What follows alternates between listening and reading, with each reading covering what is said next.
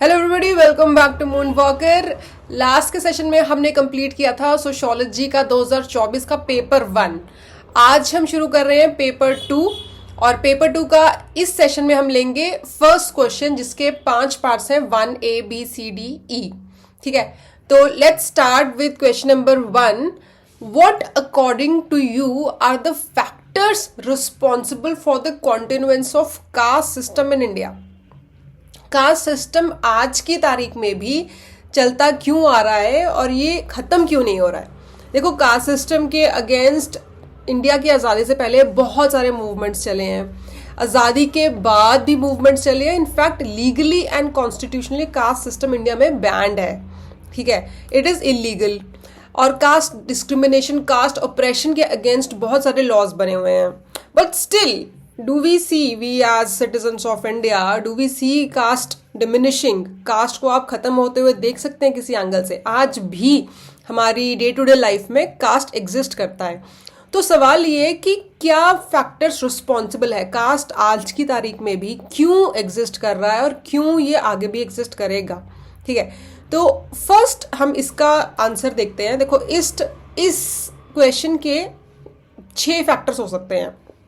एक आप बोलोगे, फर्स्ट सबसे पहला जो हम पॉइंट देख रहे हैं वो है रिलीजियस लेजिटिमेसी। रिलीजन ने, आपके धर्म ने ही आप इस सिस्टम को मान्यता दे रखी है। धर्म, रिलीजन इंडिया का एक बहुत ही कोर वैल्यू है, कोर फीचर है इंडियन सोसाइटी का। जब तक धर्म नहीं जाएगा, जब तक रिलीजन स्पेशली हिंदुइज्म इंडिया में एग्जिस्ट कर रहा है, तब तक उसकी जो कुरीतियां हैं वो भी उसके साथ ही एग्जिस्ट कर रही हैं। तो फर्स्ट आपका आता है कि रिलीजन में आपका जो मनुस्मृति नाम की स्मृति है, जिसमें पूरे कास्ट सिस्टम के बारे में बताया गया है, शूद्र 4 वर्णों के बारे में बताया गया है, वो अगर कास्ट सिस्टम के जो प्योरिटी और पोल्यूशन के जो लिमिटेशंस हैं उनको वायलेट करते हैं तो शूद्र को क्या पनिशमेंट है, ब्राह्मण को क्या पनिशमेंट है, क्षत्रिय वैश्य को क्या पनिशमेंट है। तो मनुस्मृति में सारा कास्ट सिस्टम का जो सोर्स है वो मनुस्मृति है। और मनुस्मृति को B.R. अम्बेडकर ने जलाया भी था, माहड़ सत्याग्रह बोला जाता है। इनफैक्ट आज की तारीख में भी यूनिवर्सिटीज लाइक JNU, वहाँ पे मनुस्मृति जलाई जाती है, क्योंकि that is the core root of the problem of caste system in India. ठीक है, इसके बाद बाकी जो फैक्टर्स हैं वो हम आगे लेते हैं। एक पॉइंट और है रिलीजियस लेजिटिमेसी में कि एक तरफ तो हम कास्ट सिस्टम को रोकने के लिए बहुत सारे हमारे मूवमेंट्स चलते हैं, बहुत सारे इवेंट्स चलते हैं। B.R. अम्बेडकर ने शुरू किया, और भी बहुत से साउथ इंडिया के लीडर्स थे जिन्होंने इसके अगेंस्ट मूवमेंट चलाए। But M.N. श्रीनिवास जो सोशियोलॉजिस्ट हैं, उन्होंने क्या देखा कि कास्ट सिस्टम हमें संस्कृताइजेशन के रूप में भी दिख रहा है। संस्कृताइजेशन मतलब कि एक कास्ट अपने से ऊपर वाली कास्ट की तरह बनने की कोशिश करती है। एक तरफ अगर हम कास्ट सिस्टम को हटाना चाह रहे हैं तो फिर हम अपर कास्ट की तरह बनने की कोशिश क्यों करते हैं? ठीक है, so that is also one factor. हमारे लिए हमारी अपर कास्ट एस्पिरेशनल है, स्पेशली इन रूरल इंडिया। जैसे अर्बन इंडिया में टेस्ला या एक बड़ी गाड़ी एस्पिरेशनल होती है मिडिल क्लास के लिए, वैसे ही एक अपर कास्ट एक लोअर कास्ट के लिए रूरल इंडिया में एस्पिरेशन है। They try to become like that. उनकी values, the way they worship, the way they wear clothes, what kind of things they eat, what kind of things they don't eat, वो follow करते हैं in the hope कि future में शायद हमें उनकी cast का दर्जा मिल जाए। ठीक है, ये हो गया आपका फर्स्ट रीजन। सेकेंड रीजन आपका आता है इकोनॉमिक एक्सप्लॉयटेशन। देखो, कास्ट जो थी, ऑक्यूपेशन उन्होंने डिसाइड करी थी कि ये कास्ट के लोग हैं और ये यही ऑक्यूपेशन करेंगे, इनकी आने वाली पुश्तें यही ऑक्यूपेशन करेंगी। वो जो पुश्तों, हजारों साल से जो पुश्तों तक वो ऑक्यूपेशन से जो कास्ट का लिंक है वो आज की तारीख तक भी जुड़ा हुआ है। When you talk about leather industry, चमड़े का जो काम होता है, when you talk about manual scavenging जो कि आज की तारीख में बैंड है, उसके अगेंस्ट लॉ है, वो आज भी लोअर कास्ट के लोग ही करते आ रहे हैं और वो चल रही है। और उसके उन इंडस्ट्रीज के मालिक अपर कास्ट हैं, बट वो जो सबसे कह सकते हैं कि सबसे प्रिकेरियस एनवायरनमेंट में, प्रिकेरियस कंडीशंस में, इतनी हजार्डस कंडीशंस में, और इतना शर्मनाक काम उन्हीं लोअर कास्ट को ही करना पड़ रहा है। ये आपका सेकंड पॉइंट हो गया।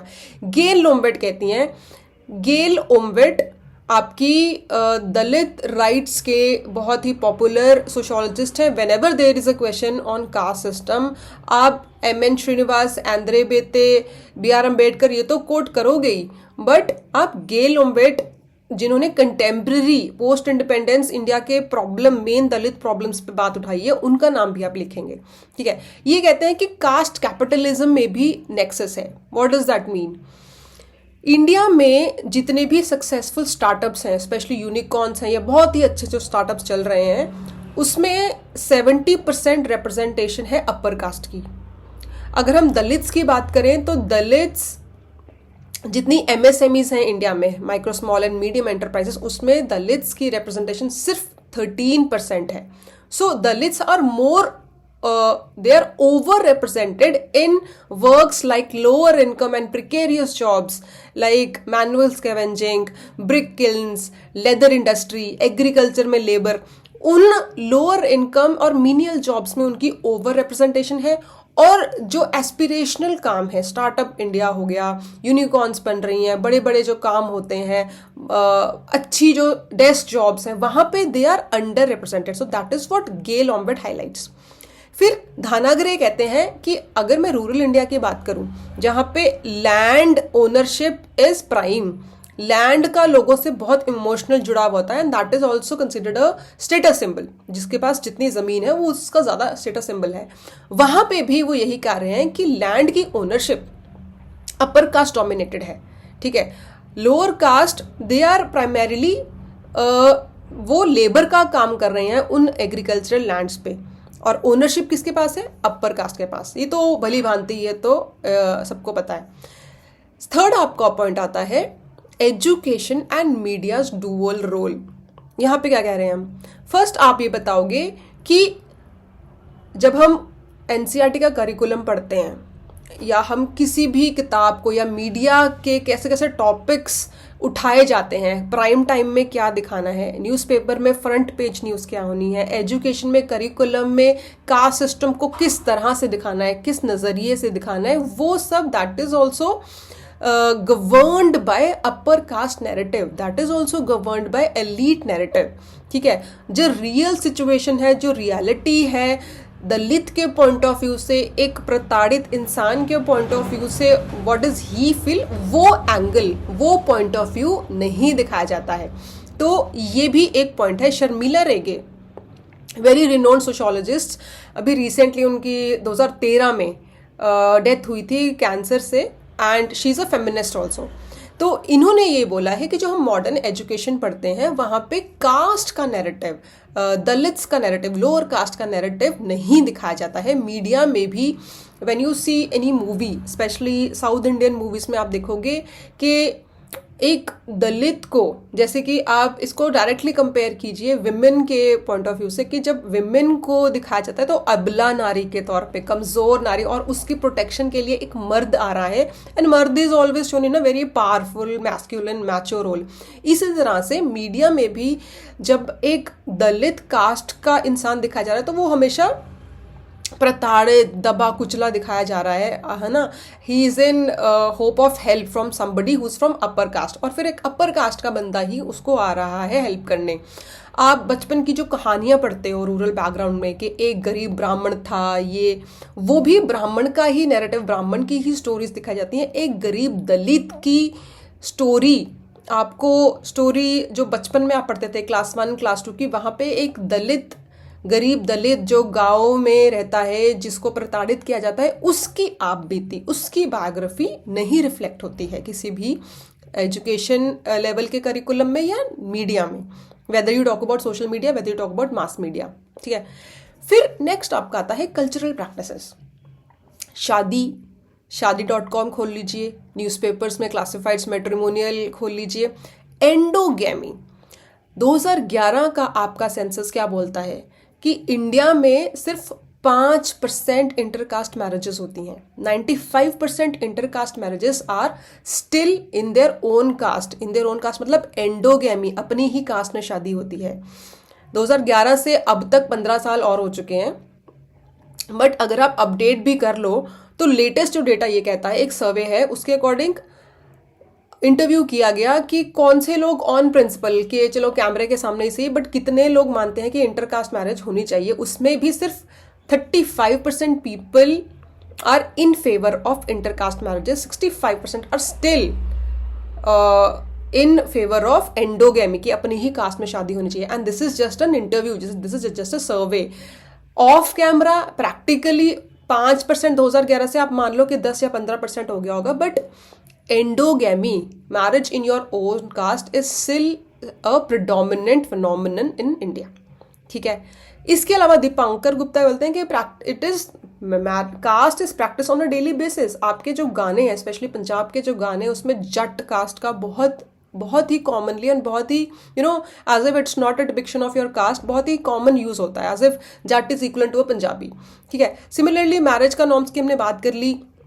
आपकी शादियां होती हैं, शादियों में जो भी कल्चरल चीज़ें फॉलो होती हैं या पंडित जो रखते हैं, हिंदू शादियों में पंडित होता है, सिख शादियों में, तो कास्ट का आपका वहाँ पे बहुत बड़ा रोल आ जाता है। आप गांव की शादियों में देखो, बहुत सारे आपको केसेस मिलेंगे, कुछ साल पहले भी था, अब इतना हाईलाइट नहीं होता है, कि अगर किसी गांव में एक लोअर कास्ट का लड़का अपनी बारात घोड़े पे लेके आ रहा है, तो घोड़ा चढ़ के वो हमारे गांव में कैसे घूम रहा है, तो ही वॉज बीटन।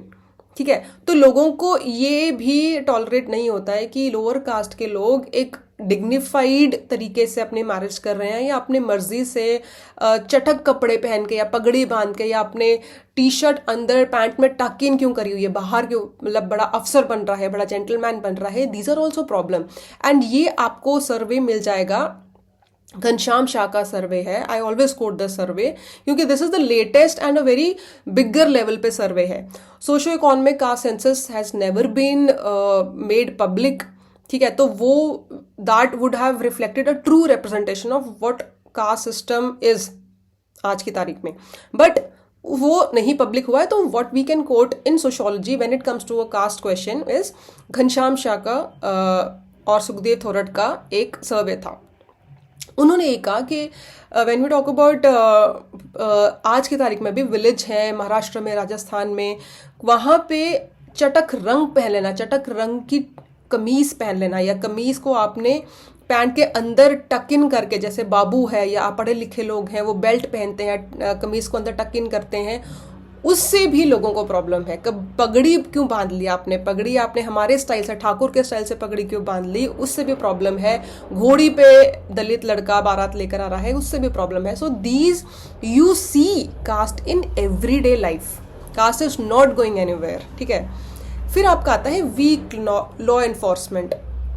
जब भी वीक लॉ एनफोर्समेंट की बात आएगी, you will always talk about this one thinker, Upendra Baxi. Upendra Baxi बोलते हैं कि लॉ तो बन गया, SC/ST prevention of atrocities act is there, ठीक है, बट उसकी इम्प्लीमेंटेशन इतनी वीक है। There is only 30% conviction rate है। जितने चार्जशीट बनती हैं, जितनी FIR बनती हैं, दर्ज होती हैं, उसमें फाइनली सज़ा सिर्फ 30% केसेस में ही हो रही है।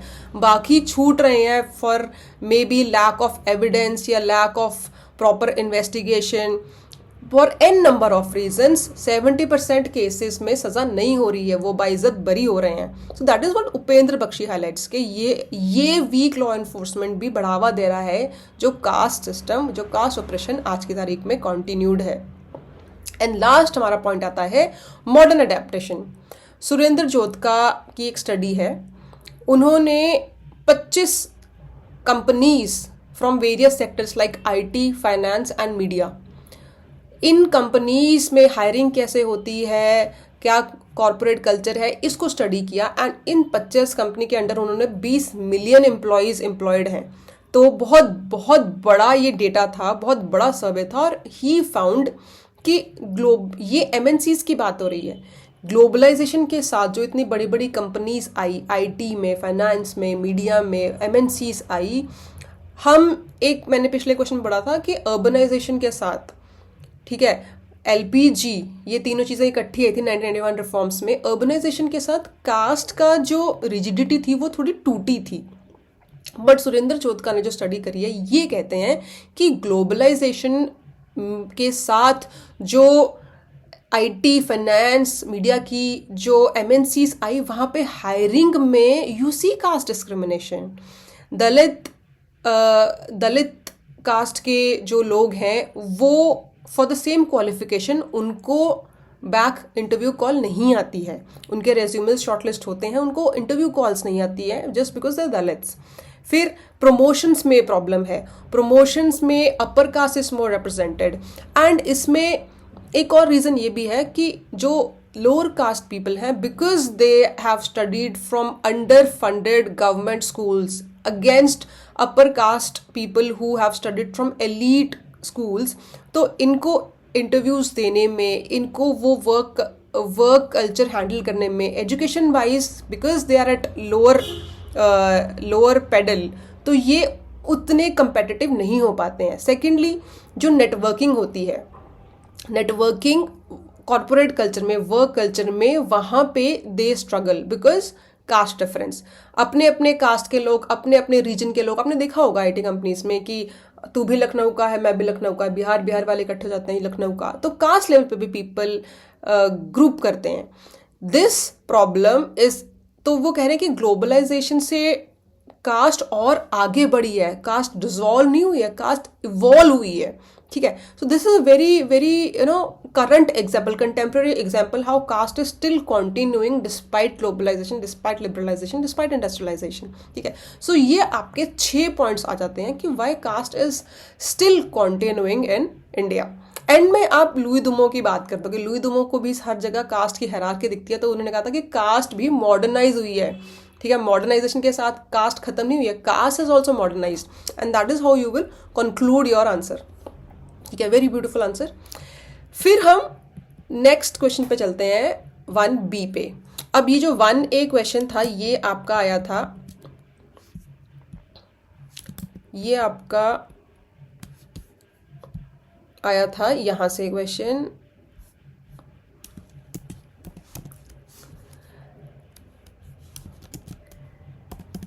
ठीक है, features of caste system. Next हम ले रहे हैं 1B question, industrial class structure पे है। देखो, इंडस्ट्रियल सोशल क्लासेस जो आपका टॉपिक आता है यूनिट, इसमें इंडस्ट्रियल क्लास स्ट्रक्चर टॉपिक है। अब इंडस्ट्रियल क्लास स्ट्रक्चर में आज तक 2013 से आज तक कभी डायरेक्ट सवाल नहीं आया, हमेशा इंडस्ट्रियलाइजेशन और अर्बनाइजेशन जो अलग एक टॉपिक है वहां से आ जाता है, जो आपका यहाँ फंसता है इंडस्ट्रियलाइजेशन अर्बनाइजेशन यूनिट से। बट यहाँ पे वेरी एक्सप्लिसिटली, वेरी डायरेक्टली इन्होंने स्पेशली जो यहाँ पे वर्ड दिया गया है इंडस्ट्रियल क्लास स्ट्रक्चर, यहीं से सवाल उठ के आ रहा है। तो ये देखो क्वेश्चन है आपका, discuss the changes taking place in industrial class structure in India. 1B, industrial class structure India का कैसा था और उसमें क्या चेंजेस आ रहे हैं। फर्स्ट आप इंट्रोडक्शन लिखोगे कि भाई इंडस्ट्रियल क्लास स्ट्रक्चर एक पैराडॉक्स है। पैराडॉक्स मतलब विरोधाभास। कैसे? दुनिया का 18वां सबसे अमीर बंदा और 25वां सबसे अमीर बंदा अंबानी एंड अडानी दोनों इंडिया से हैं। दुनिया की तीसरी सबसे बड़ी स्लम वो भी इंडिया से है, धारावी मुंबई। तो मुंबई में आपको एंटीलिया भी दिख रही है, मुंबई में आपको धारावी भी दिख रही है। That is the paradox of industrial class structure के, एक ऐसा क्लास स्ट्रक्चर, एक ऐसा इंडस्ट्रियल क्लास स्ट्रक्चर जहाँ पे सबसे ऊंचे लोग भी हमें ही दिखने को मिलते हैं और सबसे नीचे गरीबी में रहने वाले लोग भी यहीं पे हैं। दैट इज द पैराडॉक्स, ठीक है। अब इसमें आप चेंज क्या लिखोगे कि how is it changing? Change in fact inequality बढ़ी है इंडस्ट्रियल क्लास स्ट्रक्चर, और इनइक्वालिटी जो अमीर है वो और अमीर हुआ है और जो गरीब है वो और गरीब हुआ है। तो यहाँ पे आप लिखो कि इनफॉर्मलाइजेशन, प्रिकेरियस। प्रिकेरियस मतलब जो लोअर लेवल काम होता है, चमड़े का, जैसे हम मैनुअल स्कैवेंजिंग की बात करते हैं, चमड़े के काम की बात करते हैं, ठीक है। इनफॉर्मलाइजेशन ऑफ वर्क कैसे? 1990s के जो आपके एलपीजी रिफॉर्म्स हुए हैं उसके बाद बहुत इंडस्ट्रीज आपकी प्राइवेटाइज हुई हैं। Whether you talk about Indian airlines, whether you talk about telecommunication, whether talk about banking, इतनी ज़्यादा जब प्राइवेटाइजेशन हुई तो जो आपको गारंटीज मिलती थी सरकारी जॉब की, कि सरकारी जॉब से आपको निकाल नहीं सकते हैं, इसीलिए सरकारी जॉब के साथ आपको पेंशन मिलती है, इंश्योरेंस मिलती है, 10 तरह की आपको फैसिलिटीज़ मिलती थी, वो कम हो गई क्योंकि वो पैसा बचाने के लिए ही उन्होंने प्राइवेटाइज करी कि हम भाई इतनी फैसिलिटीज़ तो आपको नहीं दे सकते। इनफॉर्मलाइजेशन हुई और आज की तारीख में ये इनफॉर्मलाइजेशन बढ़ते बढ़ते अब तो कह रहे हैं कि LIC भी काफ़ी हद तक प्राइवेटाइज होती जा रही है, ठीक है। एयर इंडिया अगेन प्राइवेटाइज हुई है, तो प्राइवेटाइजेशन की ओर ही इंडियन इकोनॉमी बढ़ रही है। इससे जो हमारा इंडस्ट्रियल क्लास स्ट्रक्चर है वो और इनफॉर्मल हुआ है। इनफॉर्मल होने का मतलब कि उनको और स्ट्रगल करनी पड़ती है to get the basic minimum requirements of their lifes, ठीक है। ये जैन ब्रिमैन का कहना है। अब इसमें और जो एग्जाम्पल लोगे आप, platforms like Swiggy, platforms like Ola, Uber, Zomato, जहाँ पे डिलीवरी पार्टनर का काम करते हैं लोग ऑन वेरी लो इनकम्स, ठीक है। अब ये आपने देखा होगा कि किसी भी डिलीवरी पार्टनर से बात करना कि वो कभी उसमें फुल टाइम इन्वॉल्व नहीं होता है, वो हमेशा उसको एक बैकअप प्लान, एक सेकंड इनकम की तरह यूज कर रहा होता है, बिकॉज उसको फर्स्ट इनकम से इतनी इनकम नहीं हो रही है, ठीक है। तो ये इसको बोला गया है डिजिटल प्रोलेटेरिएट्स, कि भाई ये इनकम में कोई गारंटी नहीं है कल को आपको निकाल दें, आपकी रेटिंग कम हो जाए, आपको कोई आगे लॉयल्टी नहीं है कि आप अगर 10 साल काम करेंगे या 5 साल काम करेंगे तो आपको कुछ बेनिफिट्स मिलेंगे, कोई बोनस, कोई पैसे की इंक्रीमेंट, कुछ नहीं होता है। सिर्फ आज काम है, जितना कर रहे हो उतना ही मिलता है, बेसिक मिनिमम। तो इसको बोला गया है कि वो प्रोलेटेरिएट्स हैं, ठीक है। वो बिजनेस ओनर्स के लिए, छोटे से काम के लिए प्रॉफिट मैक्सिमाइजेशन ओनर का हो रहा है, and they are just offering their labour at minimum salary, ठीक है। ये नंदिनी गुप्तू का कहना है। फर्स्ट आपका ये पॉइंट हो गया। सेकंड आपका आता है कि सर्विस सेक्टर का जब बूम आता है, ठीक है, LPG रिफॉर्म्स के साथ आपका सर्विस सेक्टर बहुत खिल के उठा। देखो, India is the only exception जहाँ पे एग्रीकल्चरल इकोनॉमी से सीधा हम जंप किए हैं सर्विस सेक्टर इकोनॉमी की तरफ। There was no middle manufacturing sector, ठीक है, सीधा हमने इंडस्ट्रियल सेक्टर की तरफ ग्रो किया है, बैंकिंग सिस्टम में, BPO, IT सेक्टर। तो इस बूम से क्या हुआ है, इस बूम से एक अर्बन मिडिल क्लास उभर के आई, ठीक है। बट कास्ट की जो रिजिडिटीज थी वो भी हमने वहाँ रिफ्लेक्ट, हम इंडस्ट्रियल क्लास स्ट्रक्चर की बात करें तो यहाँ पे अब मिडिल क्लास कैसे इंडस्ट्रियल सेक्टर के साथ जो सर्विस सेक्टर उभरा उसमें मिडिल क्लास कैसे उभर के आती है, एक अर्बन मिडिल क्लास कैसे उभर के आई, और उसमें फिर कास्ट की कॉम्प्लेक्सिटी, कास्ट कैसे उसके बीच में अभी भी हमें रिफ्लेक्ट होने को दिखती है। आप इंडस्ट्रीज की बात कीजिए, देयर आर स्पेसिफिक, हमने अभी बात करी कि जो ईंटें बनाने वाली भट्टियां होती हैं वहां पे lower caste are overrepresented. You talk about leather industry, वहां पे Dalit class is overrepresented. You talk about there is this caste called Chamar, जो SC कास्ट में आते हैं, वो चमड़े का काम करते हैं, वो अभी भी वहीं ओवर रिप्रेजेंटेड है। मैनुअल स्क्वेंचिंग बैन है, ठीक है, आई थिंक 2013 से बैन है, तभी भी मैनुअल स्कैवेंजिंग आज की तारीख में कंटिन्यूड है, और मैनुअल स्कैवेंजिंग में 77% पीपल आर दलित्स, और उसमें भी 90% आर विमेन, ठीक है। तो सर जो इंडस्ट्रीज है, इंडस्ट्रीज में how caste is still reflected, caste का अभी ऑक्यूपेशन से लिंक टूटा नहीं है, ठीक है। फिर कल्याण सान्याल का पॉइंट है कि सरप्लस लेबर, हमने सोचा था कि LPG रिफॉर्म्स आएंगे, बड़ी बड़ी अर्बनाइजेशन हुई, बड़े बड़े गुड़गांव जैसे गांव जो थे वो Tier 1 सिटीज़ में कन्वर्ट हुए, है ना, बड़े बड़े मेट्रोपॉलिटन कॉस्मोपॉलिटन सिटीज़ की ग्रोथ हुई। बट उस ग्रोथ में जो कंस्ट्रक्शन का वर्क होना था, जो बड़ी बड़ी DLF की बिल्डिंग्स बनी हैं, जो बड़े बड़े ऑफिसेज बने हैं, इतनी बड़ी बड़ी बिल्डिंग्स, उनको बनाने के लिए जो लेबर थी, जो कंस्ट्रक्शन वर्कर्स थे, वो आपके गए गांव से शहर काम की तलाश में। बट आप किसी भी शहर के कंस्ट्रक्शन वर्कर से, लेबर से बात करना, most of them would be very qualified. वो वहाँ पे लेबर का काम करने नहीं आए थे, they see city as a place of liberation, जहाँ पे वो वही दिहाड़ी मजदूर वाला काम नहीं करने आए थे, उनके बड़े बड़े सपने थे। They were well qualified, some of them would be मिस्त्री, आपको बीए पास मिलेगा, एमए पास मिलेगा। बट क्योंकि शहरों में लेबर की सरप्लस है, शहरों में जिन जॉब्स के लिए, बीपीओ जॉब के लिए, आईटी जॉब के लिए वो आए थे, वहाँ पे उनको अपॉर्चुनिटीज़ नहीं मिली, वो सैचुरेटेड हो गया था मार्केट, वहाँ पे बची नहीं नौकरी। तो they ended up doing the same construction labour का काम जो उनकी कास्ट बड़े शहरों में कर रही है, या वो अपने स्किल सेट, अपने जो उनके गांव के लोग थे उनके नेटवर्क में आके उनको वो जॉब एंड में वही करने को मिलती है। तो ये सरप्लस लेबर की बात करते हैं कल्याण सान्याल कि हम जो गरीब लोग, जो कंस्ट्रक्शन, जो गांव से शहर, जो अर्बनाइजेशन के चक्कर में बड़े शहरों में गए, they ended up becoming surplus labour, और वो कंस्ट्रक्शन या डिलीवरी पार्टनर का काम ही करते हैं। नेक्स्ट आपका पॉइंट आता है decline of unions and rise of capital. Private sector में जो नौकरियां हैं, कहीं पे यूनियनाइजेशन का चांस है। आपकी यूनियनाइजेशन सिर्फ फैक्ट्रीज तक, इंडस्ट्रीज तक, कारखानों तक लिमिटेड है, जहाँ पे लॉज बने हुए हैं कि they have the right to strike, ठीक है। उसके लिए, उससे आपकी वर्किंग क्लास की एक ओनर के अगेंस्ट बार्गेनिंग पावर बनती है, चाहे आप अच्छी वर्किंग कंडीशंस मांगे, चाहे आप अपने सैलरी में इंक्रीमेंट मांगे।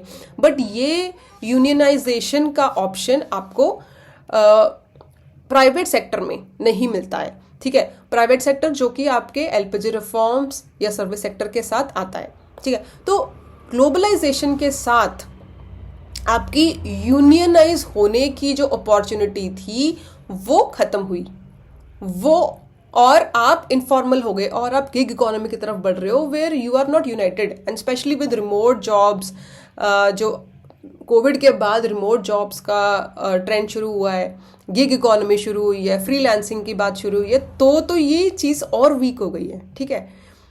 ये क्रिस्टोफर जैफ्रेले, ये बहुत फेमस हैं, इनका नाम आप इन सब टॉपिक्स में लिख सकते हो, ठीक है। फिर आपका पॉइंट आता है कास्ट जेंडर गेटोज। यहाँ पे ये बात करते हैं कि बारबरा हैरिस, देखो यहाँ पे ये वही बात कर रहे हैं जो हमने पहले बात करी है कि how caste is still very much link to the industries we talk about. Agricultural labourers में लोअर कास्ट हैं, कोई अपर कास्ट आपको बहुत under represented agricultural labour में, ठीक है। यहाँ पे आप जब दलित आदिवासी की बात करते हैं तो दे आर इन्वॉल्व इन, हमें लगा था कि इंडस्ट्रियलाइजेशन हुई, अर्बनाइजेशन हुई, तो इनके लिए भी अपॉर्चुनिटीज़ कुछ हद तक, कुछ जो अपॉर्चुनिटीज़ जो पढ़े लिखे दलित्स थे, जिनके पास उनके फैमिली में भी उन्होंने प्रेरित किया कि आप अभरो, आप वही मीनियल काम नहीं करेंगे जो हम करते आ रहे हैं, तो वो लोग ग्रो कर पाए। कुछ हद तक कास्ट रिजिडिटीज ब्रेक हुई, but not much.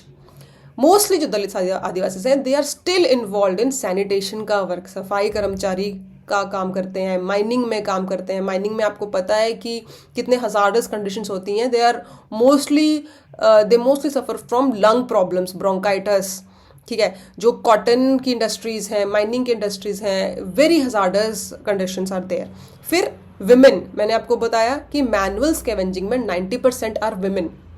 There is this, अगर आपको समदीश भाटिया का नाम पता होगा, है ना, वेरी फेमस यूट्यूबर, इनकी बहुत ही शुरू की एक इन्होंने डॉक्यूमेंट्री अपनी खुद की बनाई थी, जहाँ पे ये एक मैनुअल स्कैवेंजिंग का काम, उस पे है ये डॉक्यूमेंट्री कि मैनुअल स्कैवेंजिंग स्टिल अभी भी बैंड है, फिर भी कहाँ किस हद तक ये ग्राउंड लेवल पे अभी भी प्रैक्टिस की जाती है। आप सर्च करो समदीश भाटिया मैनुअल स्कैवेंजिंग, एक किसी उनके चैनल पे तो नहीं है, किसी और चैनल पे आपको ये 35 मिनट की वीडियो मिलेगी, एंड बहुत छोटी वीडियो है, 35 मिनट। आप देखो कि कितने हजार्डस कंडीशंस में और कितनी इनको खुद को शर्म आती है ऐसे काम करने में, but still they have to do, क्योंकि इनके पास और कोई अपॉर्चुनिटीज नहीं है। Do watch this documentary on manual scavenging. तो हियर यू वुड नो कि कास्ट और जेंडर का आपकी इंडस्ट्रियल क्लासेस के साथ कितना गहरा लिंक है अभी तक, है ना। That is here. अब एंद्रे बेते का एंड में आप लिख दोगे कि हाँ caste mobility, Andre Beteille will always talk about कि कैसे कास्ट के साथ जो पुश्तों से क्लास जुड़ी हुई थी वो आज की तारीख में थोड़ी खुली है, उसमें थोड़ी डिफ्रेंसिएशन आई है। हर अपर कास्ट अमीर इंसान नहीं है और हर लोअर कास्ट गरीब इंसान नहीं है, थोड़ी इसमें डिफ्रेंसिएशन आई है, थोड़ी ये रिजिडिटीज टूटी हैं। तो यहाँ पे आप क्लोज कर दोगे इस आंसर से कि हाँ, न्यू लिबरल पॉलिसीज जो आई हैं, जो टेक्नोलॉजिकल एडवांसमेंट हुई है, उससे जो पुरानी हायरार्कीज थी, जो पुराने एलिट्स थे, वो ब्रेक हुआ है। ठीक है, थोड़ी फ्लूडिटी आई है, बट स्टिल ये आप जब डेटा डालोगे तो यू वुड स्टिल से कि इंडस्ट्रियल क्लास स्ट्रक्चर में अभी भी बहुत ज़्यादा रिजिडिटीज़ हैं। ठीक है, ये आपका आंसर हो गया। सेकंड आप आंसर, आप क्वेश्चन आता है 1C कि इस patriarchy a key to understanding different forms of inequalities in Indian society. ये आपका 1C का क्वेश्चन है। ये आपका आया है किनशिप से, patriarchy, entitlements and sexual division of labour. ठीक है, पेट्रियार्की वाले टॉपिक से आपका आया है सवाल।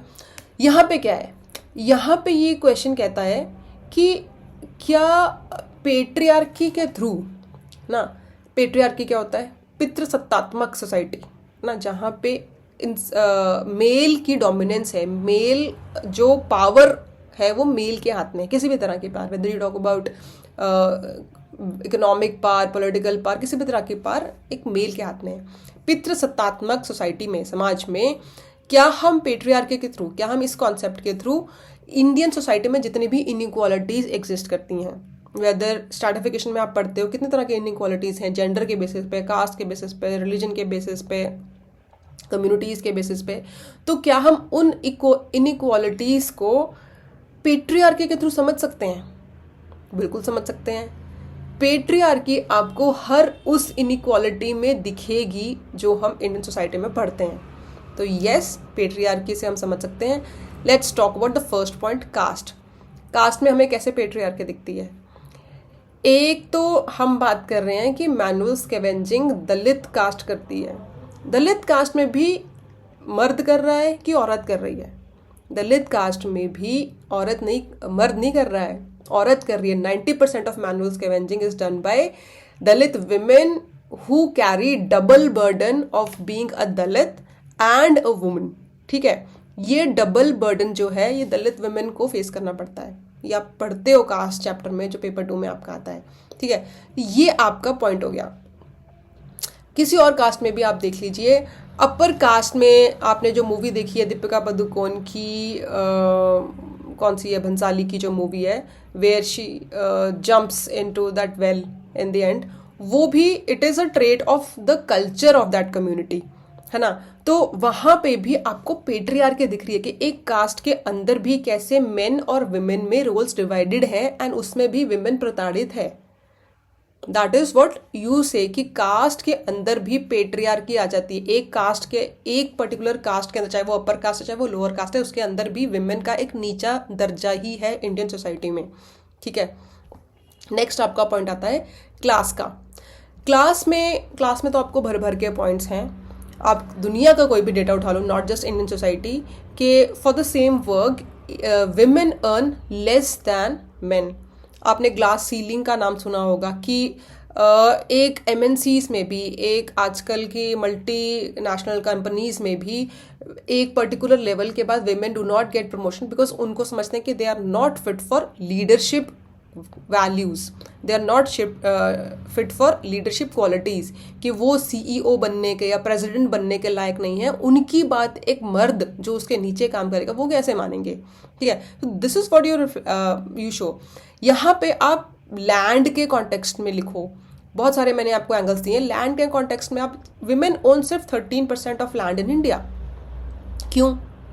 1956 तक विमेन को हिंदू धर्म के अकॉर्डिंग इनहेरिटेंस ऑफ लैंड के राइट्स ही नहीं थे। हिंदू सक्सेशन एक्ट 1956 में पहली बार in the history of India औरत को अपने फैमिली के, अपने पापा मम्मी का जो लैंड है वो इनहेरिट करने का, बाय डिफॉल्ट इनहेरिट करने का उनको अधिकार मिला, जो मिताक्षरा के अंदर आता है। ठीक है, तो ये जो 1956 इज़ वेरी लेटेस्ट, आपके मम्मी की जनरेशन की बात हो रही है। तो आपके दादी के टाइम पे तो लैंड था ही नहीं औरत के पास। आपकी पिछली जनरेशन में थोड़ा बहुत राइट्स लीगली मिले हैं, और वो भी लीगली ग्राउंड लेवल पे कितना ट्रांसलेट होते हैं वो टाइम बताता है, कितने strongly you as a woman whoever is watching this video, आप में से कितनी औरतें हैं जो अपने ससुराल के अगेंस्ट जो आपको राइट्स मिलते हैं व्हेन यू गेट मैरिड, आज की तारीख में राइट्स हैं आपके कि जिस घर में आपको शादी होती है उन वहाँ पे भी आपको प्रॉपर्टी पे अधिकार है. But how many of you will actually go against your in laws, your husband, to get that land, to file a case in court, to get that property? How many of you will file a case against your parents to get that inheritance rights over your land? ठीक है, तो practically it's very difficult. तो social pressure है आप पे कि आप जाने दो, अपने भाई को सारा लैंड दे दो. ठीक है, आप जाने दो, आपकी तो शादी हो गई है दूसरे घर में. This is the problem that women own only 13% of land in India. Wage gaps तो है ही.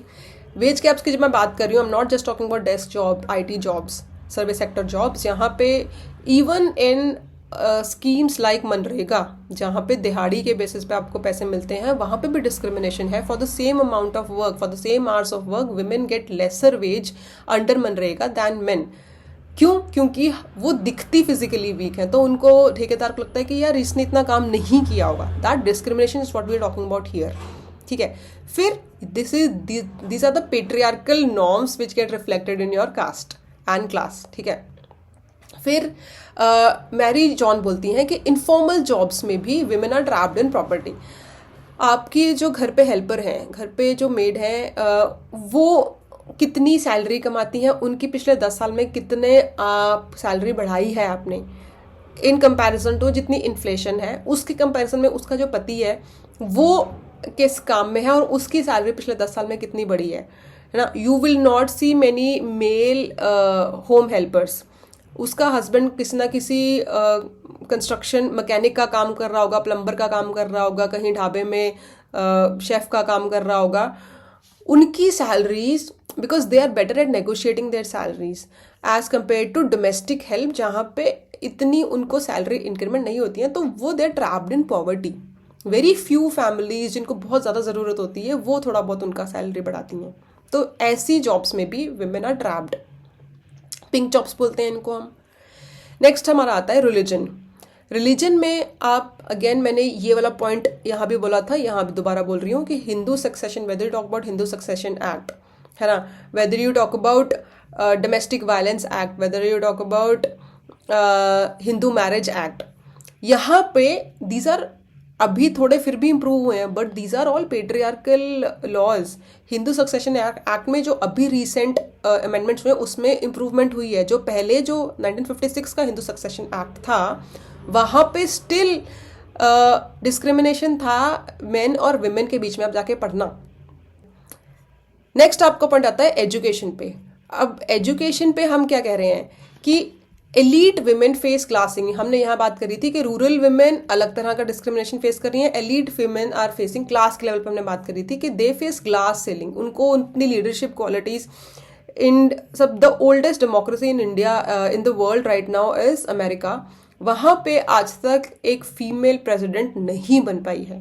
ठीक है, India got independence in 1947, still we have one female prime minister, but American history में आज तक एक फीमेल प्रेसिडेंट बन ही नहीं पाई है. So that is what the glass ceiling we are talking about.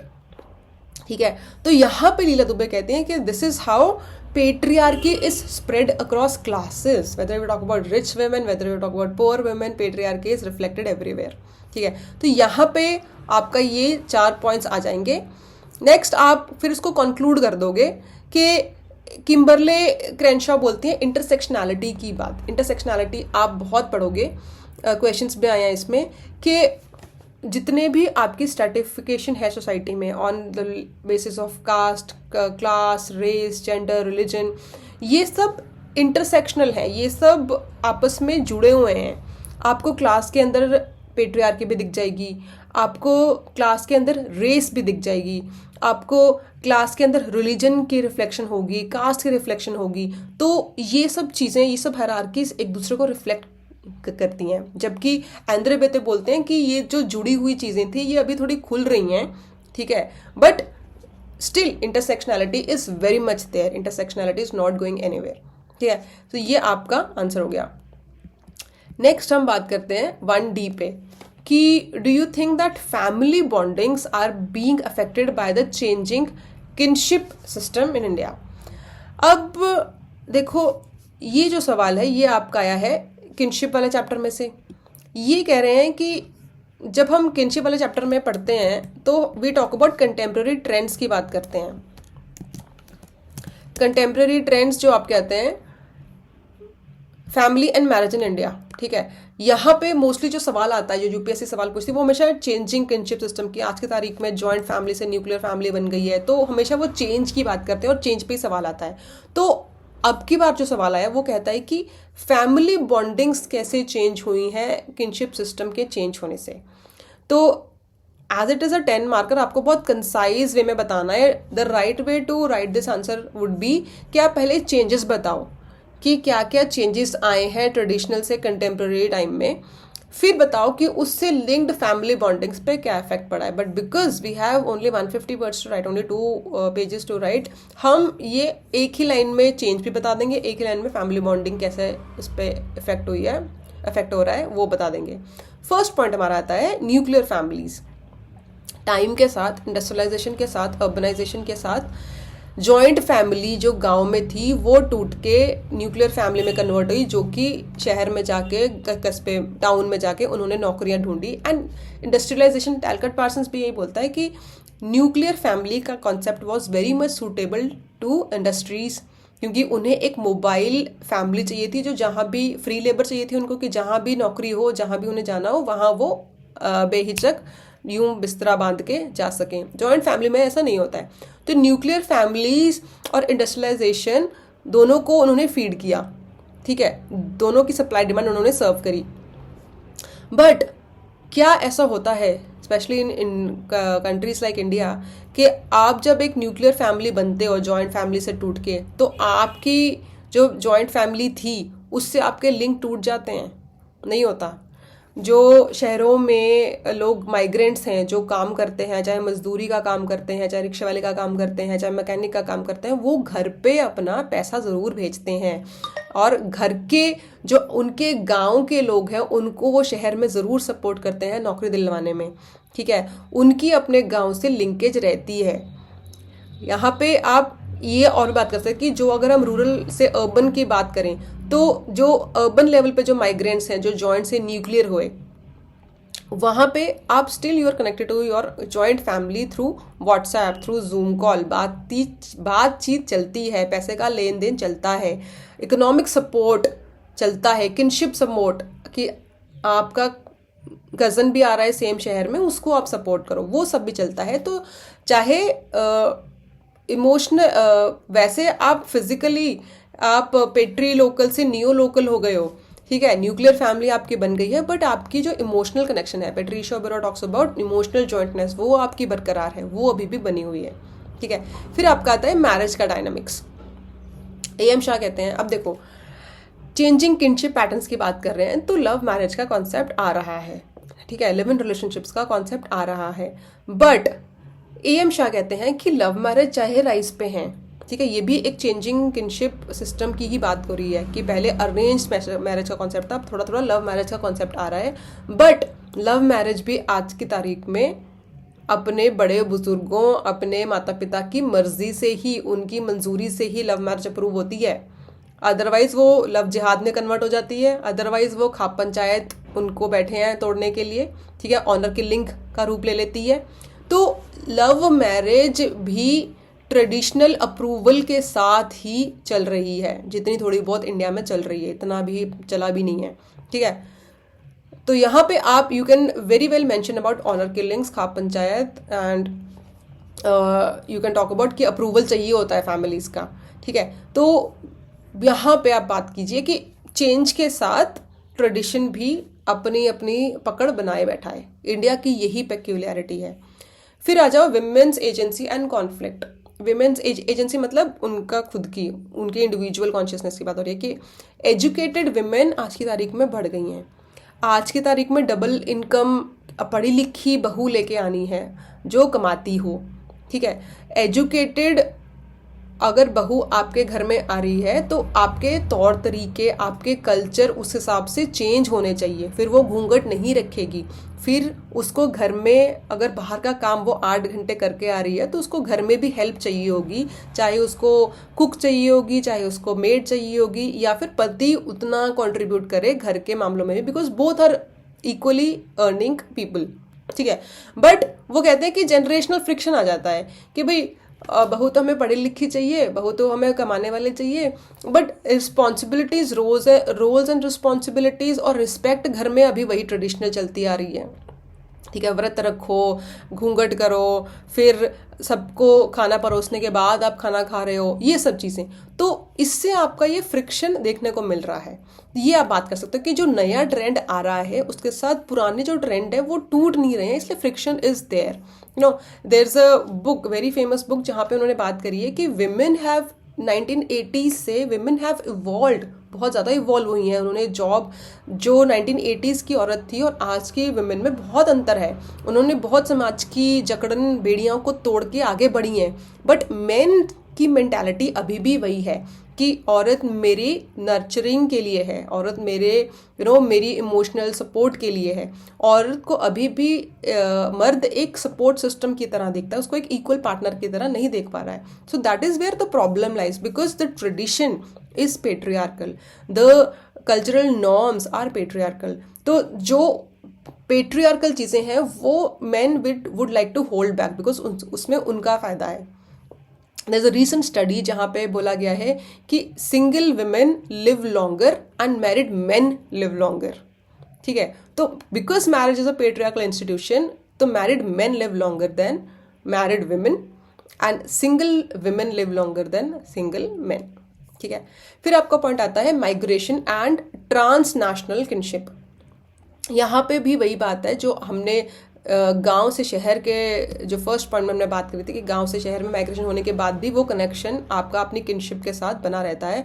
यहाँ भी वही है कि जब आप नौकरी के लिए यूएस जाते हो, बाहर कहीं जाते हो, मिडल ईस्ट जाते हो, है ना, वहाँ कनाडा जा रहे हो, ऑस्ट्रेलिया जा रहे हो, बट वहाँ एनआरआई बनने के बाद भी आपकी बहुत स्ट्रॉन्ग कनेक्शन होता है अपने देश के साथ, specially in the case of India, जहाँ पे सबसे ज़्यादा जो रेमिटेंस आती है किसी कंट्री को अपने एनआरआई से, वो है इंडिया।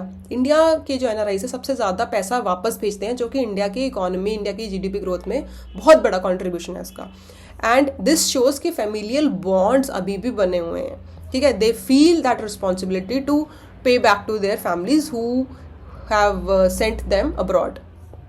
ठीक है, तो इसको तुलसी पटेल ने, ये कीवर्ड आप जरूर डालो ऐसे, इमोशनल जॉइंटनेस, स्ट्रेच्ड किनशिप, इसको उन्होंने स्ट्रेच्ड किनशिप बोला है कि चाहे वो साल में एक बार आए या 4 साल में एक बार आए, बट वो फोन के थ्रू कनेक्टेड रहते हैं, पैसा वैसा भेजते रहते हैं अपनी सैलरी आने पे।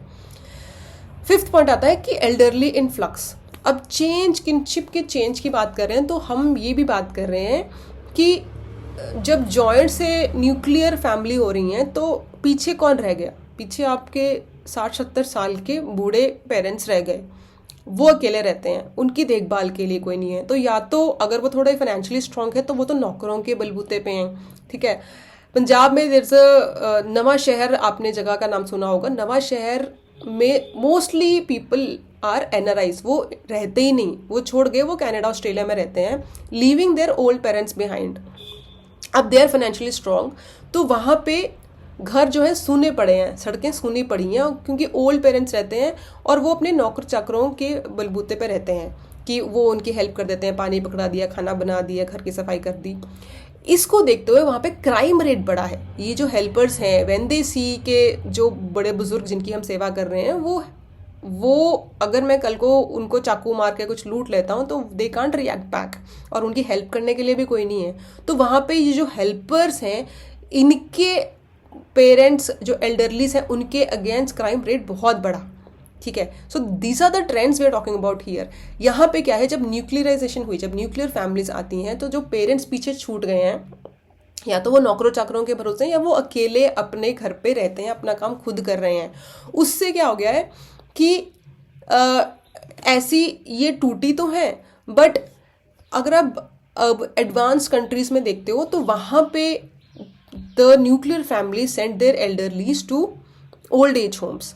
इंडिया में अभी ओल्ड एज होम्स का कॉन्सेप्ट नहीं आया है। 2 रीजंस हैं। एक तो ये कि it's still considered a taboo, कि भाई मेरे पेरेंट्स वहाँ पे अकेले रह लेंगे, मेरे चाहे नौकर चाकरों के, चाहे वो बहुत ही बदतर हालत में वहाँ रह रहे हैं, चाहे नौकर चाकर भी नहीं है, मैं पैसा भेज भी नहीं रहा, वो बहुत बुरी हालत में, बट एटलीस्ट वो अपने घर में रह रहे हैं, उनको मैं ओल्ड एज होम्स, वृंदावन में लोग भेजते हैं, ठीक है, but that trend is very minimal. तो ओल्ड एज होम्स में भेजने का अभी भी एक टैबू है, एक स्टिग्मा है कि नहीं वहाँ तो नहीं भेज रहा।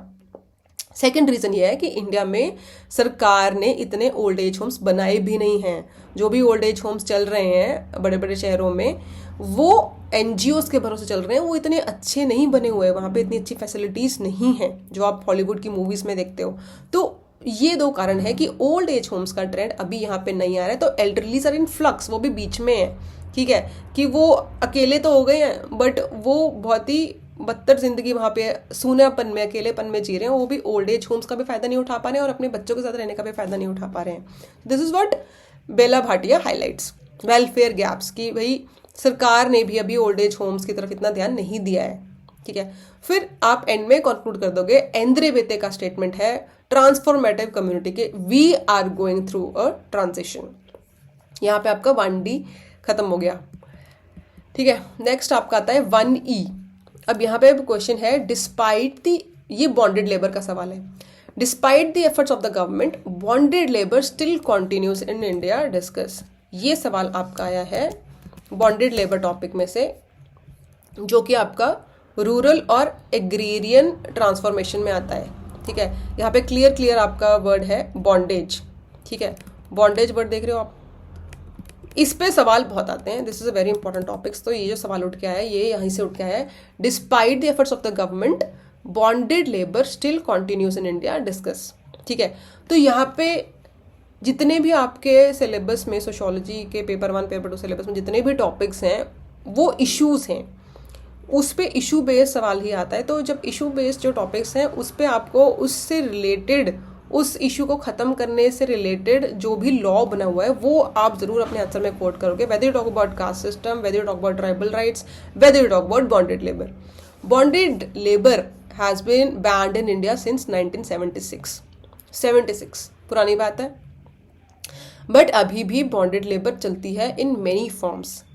उसी पे सवाल है कि एफर्ट डालने के बाद भी, ये लीगल एक्शंस लेने के, लॉज बनाने के बाद भी अभी भी क्यों चल रही है, बताओ जी। तो इसके आपके 6 पॉइंट्स हैं। फर्स्ट पॉइंट आपका, अगेन उपेंद्र बख्शी हमेशा बात करेंगे वीक लॉ इन्फोर्समेंट की, कि भाई लॉ तो आपने बनाया है बट इसकी इम्प्लीमेंटेशन इतनी अच्छी नहीं है। और इम्प्लीमेंटेशन की, जैसे आप GS2 में आप लिखते हो कि ब्यूरोक्रेटिक एम्पथी, पुअर इम्प्लीमेंटेशन। जब आपका चार्जशीट बनाने वाला इंसान और क्राइम करने वाला जो बंदा जिसके अगेंस्ट चार्जशीट बनानी है, वो सेम कास्ट के हैं, वो सेम बिरादरी के हैं, तो फिर वीक लॉ इन्फोर्समेंट होती है, ठीक है। ये आप कास्ट और लॉ इन्फोर्समेंट का लिंक समझें। तो मार्जिनलाइज्ड लोग जो हैं, जो केस इन एक्ट्स के सहारे केस लड़ना या चार्जशीट फाइल करने या FIR लिखवाने भी जाते हैं, उनकी बात नहीं सुनी जाती, बिकॉज वो दूसरी बिरादरी के हैं, वो दूसरी जाति के हैं, ठीक है। This is what Upendra Baxi highlights. Second point आपका आता है स्ट्रक्चरल पॉवर्टी। बॉन्डेड लेबर होता क्या है?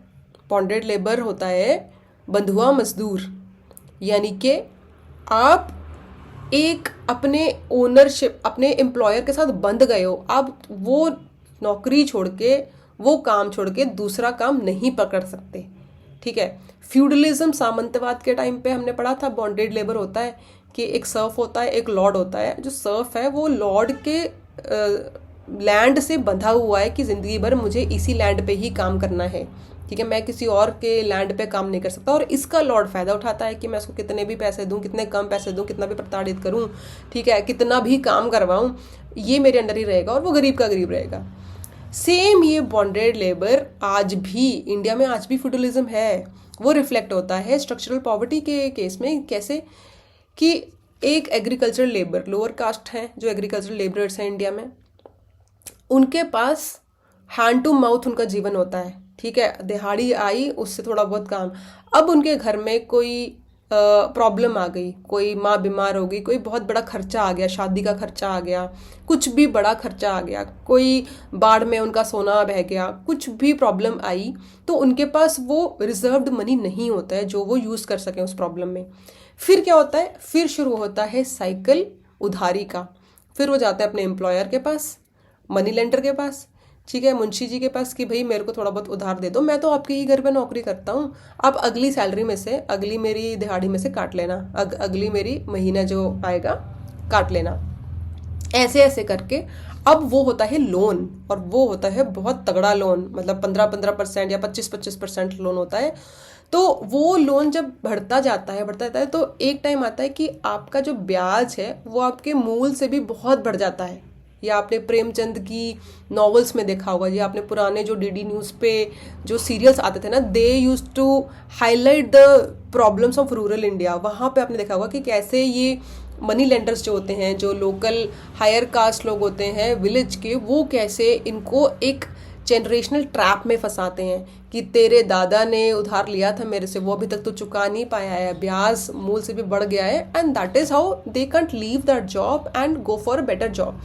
अब उनको 5-10 साल से उसी सैलरी पे वो काम कर रहे हैं, क्योंकि उन्होंने अभी तक उनकी उधारी नहीं चुकाई है, तो चाहे उसी काम के उनको डबल सैलरी कहीं और मिल रही हो, बट वो ये काम छोड़ के दूसरे के साथ काम नहीं कर सकते हैं। That is called structural poverty, generational poverty, ठीक है। थर्ड आपका पॉइंट आता है कास्ट एक्सप्लॉयटेशन, कि बॉन्डेड, अब मैंने आपको बोला था कि कास्ट और ऑक्यूपेशन में अभी भी बहुत स्ट्रॉन्ग लिंक है, ठीक है। मैनुअल स्कैवेंजिंग में, और स्पेशली ब्रिक किल्न्स, जो ईंटें, पक्की ईंटें बनाने की जो भट्टियाँ होती हैं, वहाँ पे तो बॉन्डेड लेबर बहुत कॉमन है, क्योंकि वहाँ पे यही साइकिल चल रहा है कि आप उधारी लेते हो अपने एम्प्लॉयर से, बट वो आप उधार कभी वापस ही नहीं कर पाते हो, क्योंकि उसका ब्याज इतना ज़्यादा होता है और आपकी सैलरी इतनी कम होती है, ठीक है। आप उनको ब्याज भी तो उन्हीं से सैलरी लेके मोड़ोगे, तो जब आपकी सैलरी नहीं बढ़ रही तो आप ब्याज कैसे मोड़ोगे, आप आपका प्रिंसिपल अमाउंट भी कैसे मोड़ोगे। तो आपकी ऑक्यूपेशन के साथ जब कास्ट जुड़ जाती है, तो वही जो आपका ओनर है, जो आपका मालिक है, वही आपको इस बॉन्डेड लेबर में फंसा देता है, ठीक है। ये आप बात लिख दोगे, एंड फिर आप बात लिखोगे कि एक ऑक्यूपेशन और कास्ट का लिंक इतना स्ट्रॉन्ग इसीलिए भी है, ठीक है, how caste is acting as a bonded labour, क्योंकि आप दलित कम्युनिटी से हैं, आपके पास लिमिटेड अपॉर्चुनिटीज़ हैं। जो थोड़े अच्छे पढ़े लिखे दलित, जो जिनको कहीं से कुछ हेल्प किसी ने कर दी, किसी राजा ने कर दी, किसी अपर कास्ट ने कर दी, वो तो थोड़ा बहुत निकल गए बाहर। जो जिनके पास, जो वो उन अपॉर्चुनिटीज़ को ग्रैब नहीं कर पाए, उनके पास फिर बच कुछ के अपनी जो पुश्तैनी काम है, जो उनके पूर्वज करते आ रहे थे, चाहे वो सफाई का काम था, चाहे वो चमड़े का काम था, चाहे वो सिलाई बुनाई का काम था, बुनकर थे, वही काम फिर उनको हार खींच के बचता है। जो आपकी कास्ट मेंटालिटी है, जो आपकी कास्ट सिस्टम है, that gets transferred through your family also. अगर आप कुछ नया जनरेशन होती है, नया खून होता है, आप कहें, अगर आप कसम भी खाते हैं ना कि मैं ये काम तो नहीं करूँगा जो मेरे पेरेंट्स या मेरे दादा ने इतना मीनियल जॉब किया, हार के जब परिस्थितियाँ ऐसी बनती है, तो आपके खुद के पेरेंट्स, आपके खुद के दादा, बाप दादा सब यही कहते हैं कि कर ले ये काम, यही हमें आता है, यही हम जनरेशन से करते आ रहे हैं, इसमें कोई शर्म नहीं है। That is how the lower caste gets pushed into manual scavenging, brick kilns, agricultural labourers, leather work, and फिर अपर कास्ट भी, जो मालिक होता है, जो हायर करने आता है, वो भी उनको उसी काम में पुश करता है, ठीक है। लेदर वर्क, एग्रीकल्चरल जो लैंडलॉर्ड्स हैं वो अपर कास्ट हैं, जो लेदर इंडस्ट्री के जो ओनर्स हैं वो अपर कास्ट हैं, तो वो भी चाहते हैं कि यही लोग काम करें, हमारी कास्ट के अपर कास्ट का इंसान वो हायर नहीं करना चाहते, ठीक है। फोर्थ पॉइंट आपका आता है ग्लोबलाइजेशन एंड इनफॉर्मलाइजेशन। अगेन वही पॉइंट है जो हमने पहले भी डिस्कस किया था कि इनफॉर्मलाइजेशन के साथ, ग्लोबलाइजेशन के साथ इनफॉर्मलाइजेशन बढ़ी है, ठीक है। प्राइवेटाइजेशन हुई, आपकी नौकरी के साथ कोई गारंटी नहीं है, इंश्योरेंस नहीं है, पेंशन नहीं है, कोई इतने खास बोनस नहीं है, छुट्टियां नहीं है इतनी, ठीक है, तो और इतनी इंक्रीमेंट भी नहीं है।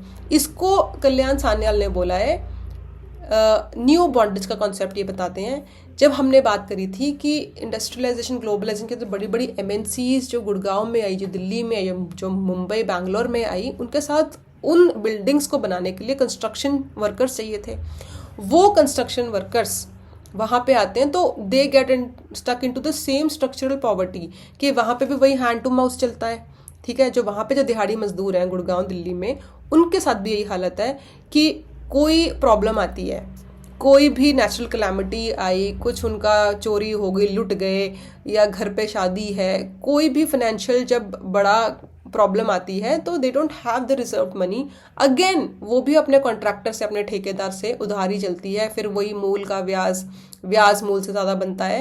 एंड दैट इज़ हाउ ये नियो बॉन्डेज का रूप हमें बड़े बड़े शहरों में भी देखने को मिलता है। ये स्ट्रक्चरल पॉवर्टी हमें बड़े बड़े शहरों में भी देखने को मिलती है। फिफ्थ आपका पॉइंट होता है फेल्ड रिहैबिलिटेशन। जो आपके लेबरर्स काम करते हैं उनके पास किसी भी तरह का सरकार के थ्रू या प्राइवेट कंपनीज के थ्रू कोई भी जो उनको हायर करते हैं, किसी भी तरह की सोशल सिक्योरिटी नहीं है। सोशल सिक्योरिटी में वही सब चीज़ें आती हैं, इंश्योरेंस, पेंशन, कुछ ना किसी तरह की हेल्प, हेल्थ इंश्योरेंस, कुछ आपको प्रॉब्लम होगी तो वो आपको हेल्प करें, आपके लॉयल्टी पॉइंट्स, आपके बोनस, कुछ भी। क्योंकि ये सब नहीं है और सरकार के थ्रू जो भी वेलफेयर स्कीम्स चलती हैं, जो कैश ग्रांट्स चलते हैं, वो इतने अच्छे नहीं हैं, वो सब ऑप्टिकल्स हैं, वो सब दिखाने के लिए, वोट बैंक लोगों को दिखाने के लिए कि हमने गरीब लोगों के लिए कुछ काम किया है। प्रैक्टिकल इम्प्लीमेंटेशन में वो कैश ग्रांट्स उनकी प्रॉपर रिहेबिलिटेशन के लिए काफ़ी नहीं होती हैं, इसीलिए वो फिर से बॉन्डेज में फंस जाते हैं। वो फिर से वही उधारी वाले, जब कैश ग्रांट सरकार के थ्रू जो ग्रांट्स दी गई हैं वो काफ़ी नहीं है तो उन्हें उधार लेना पड़ेगा। उधार लोगे तो फिर आप उसी उधारी के चक्कर में फंस जाओगे, मनी लेंडर्स, जो लोकल मनी लेंडर्स होते हैं उनके चक्करों में फंस जाओगे। सिक्स्थ पॉइंट आपका क्या आता है, पावर नेक्सस। अब ये देखो, this is very interesting point. जो बंदा आपको हायर कर रहा है, जो अपर कास्ट बंदा एक लोअर कास्ट बंदे को हायर कर रहा है, वो अपर कास्ट की रिप्रेजेंटेशन अगर आपके पॉलिटिकल लेवल पे है, अगर आपके ब्यूरोक्रेटिक लेवल पे है, अगर आपके पुलिस में है, मैं ठाकुर हूँ गांव का या एक टाउन का, एक टियर 2 सिटी का, मेरे अंडर लोअर कास्ट के लोग काम करते हैं, ठीक है, मैं इनको प्रताड़ित करता हूँ, मैं इनको बहुत कम सैलरी पे रखता हूँ, इनकी प्रोटेक्शन के लिए सरकार ने लॉज बनाए हैं। बट उस लॉ की इम्प्लीमेंटेशन के लिए जो लोग बैठे हैं एडमिनिस्ट्रेशन में, ब्यूरोक्रेसी में, पुलिस में, MLA, local MLA, municipal corporation में, वो मेरी कास्ट के ही हैं, वो अपर कास्ट हैं। तो मैं उनको जाके अपनी कास्ट कैपिटल को यूज़ करते हुए, अपनी कास्ट भाईचारा को यूज़ करते हुए मैं कहता हूँ कि भाई मैं इनको इसी सैलरी पर रखना चाहता हूँ, मैं इनको इसी लेवल पे ऑपरेस करना चाहता हूँ। तुम कल को ये केस डालता है, तुम कोई एक्शन मत लेना। कल को ये मेरे अगेंस्ट एफआईआर डालता है, तुम कोई एक्शन मत लेना। कल को ये कोई कंप्लेंट लेके आता है, तुम कोई एक्शन मत लेना। मेरी कास्ट के लोग मीडिया में भी बैठे हैं, जर्नलिस्ट भी बैठे हैं, तो उनको भी मैंने बोल रखा है कि भाई इसको मीडिया कवरेज मत देना। और वो बोलने की बात तो होती नहीं है, वो एक अंडरस्टूड ही होता है। वो आपका सरनेम देख लेते हैं, वो अंडरस्टूड होता है कि भाई ये तो हमारे कास्ट का है और ये इसको नहीं हमने फंसाना, अपनी कास्ट के बंदे को हमने नहीं फंसाना है किसी केस में, ठीक है, किसी प्रॉब्लम में। सो this is called power nexus. जो लोकल एलीट्स, जो लोकल पॉलिटिशियंस और पुलिस के अंदर होता है, ताकि जो एक एम्प्लॉयर है, जो एक बिजनेस ओनर है, चाहे वो लेबर इंडस्ट्री का है, चाहे वो लैंडलॉर्ड है, चाहे वो भट्टियों का मालिक है, वो अपनी एक चीप लेबर मेंटेन कर सके अपने बिजनेस को चलाने के लिए। That is what Gail Omvedt says, ठीक है।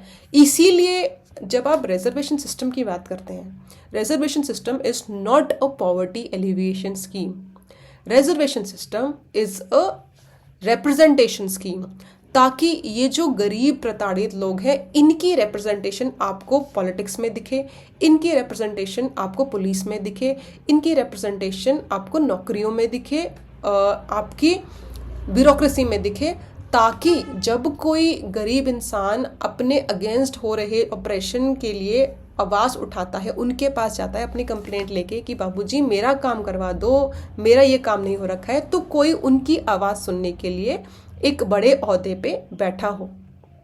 क्योंकि अपर कास्ट लोग उनकी बात नहीं सुनते हैं, ठीक है, उनकी भी आवाज़ पार्लियामेंट में रिप्रेजेंट हो, उनकी भी एफआईआर्स पुलिस में दर्ज हो। That is what reservation is all about, ठीक है। ये फिर आप पॉइंट्स लिख दोगे एंड में आप बी आर अम्बेडकर का कास्ट एनाइलेशन पे एक बात लेके कंक्लूड कर दोगे। That is where all your answers get complete, ठीक है। ये आपके 1 ABCDE हो गए हैं। नेक्स्ट हम सेशन में लेंगे क्वेश्चन नंबर 5, 6 एंड 7। 9 क्वेश्चन लेंगे हम एक सेशन में, बहुत ज़्यादा हो जाता है, but I will try to complete that. ठीक है, so that is it for today. Thank you.